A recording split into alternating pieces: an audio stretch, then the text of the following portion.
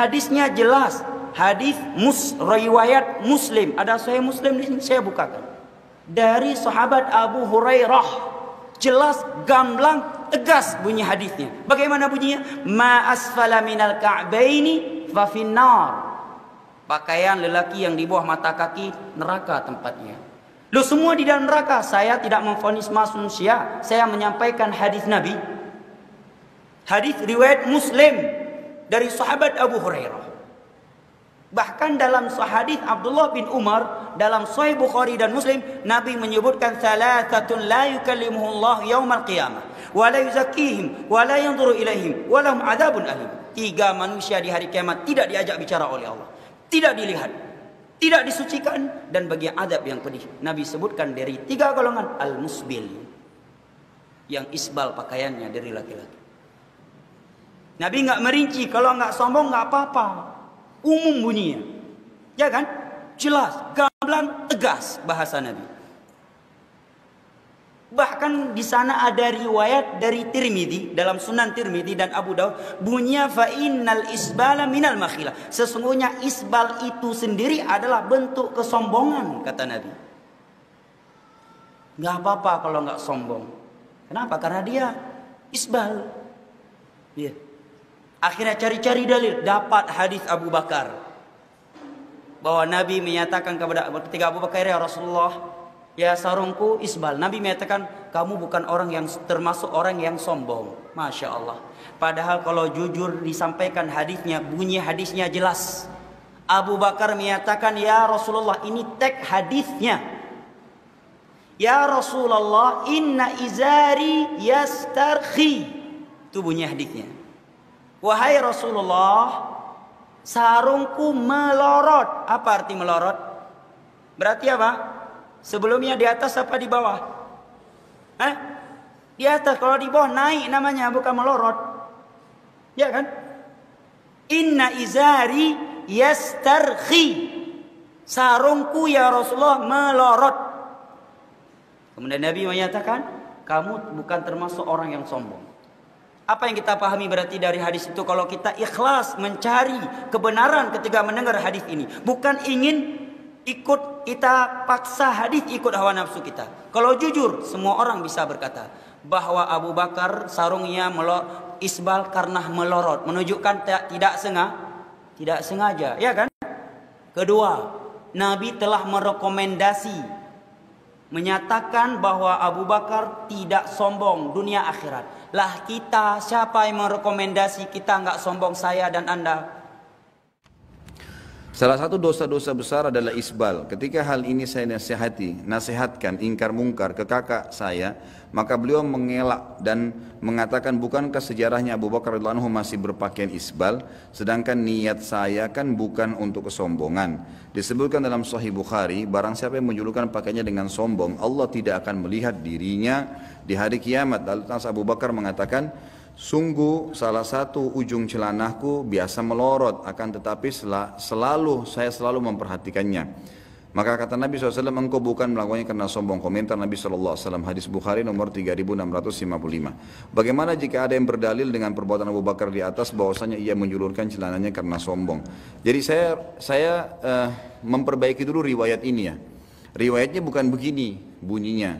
Riwayat itu, jadi dalam masalah isbal, kalau penanya bisa kembali ke YouTube, ada ceramah saya khusus dosa besar, tapi saya lupa ke 40 sekian gitu ya, 47 itu masalah isbal. Jadi masalah isbal ini ada 3 buah riwayat ya, 3 riwayat.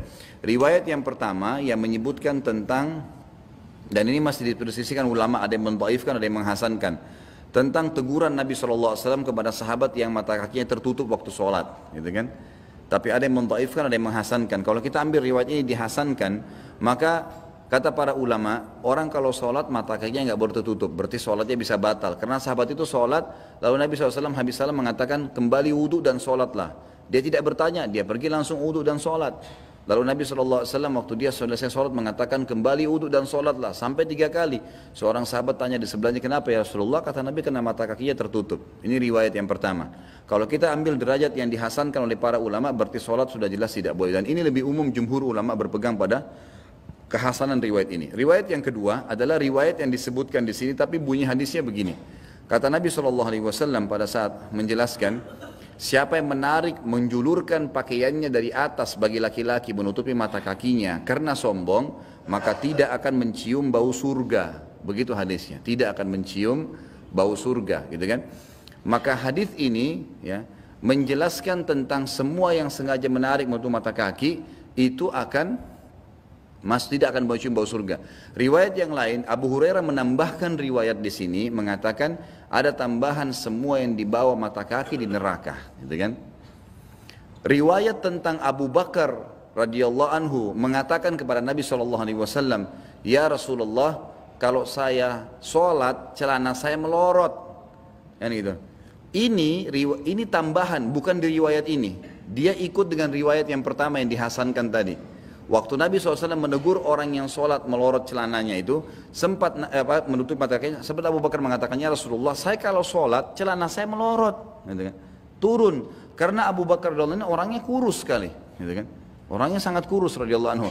Maka beliau mengatakan, saya kalau sholat celana saya suka melorot, kecuali illa an ata'ahadahu, kecuali saya tahan dengan tangan saya, baru nggak melorot. Maka kata Nabi SAW, kau tidak termasuk orang itu, gitu kan? Karena kenapa? Bukan karena Abu Bakarnya, tapi karena memang dia pakai apapun melorot karena kurusnya, gitu kan? Abu Bakar itu cirinya disebutkan dalam ciri beliau, ini bukan kekurangannya, tapi ciri beliau kalau ditiup angin terdorong.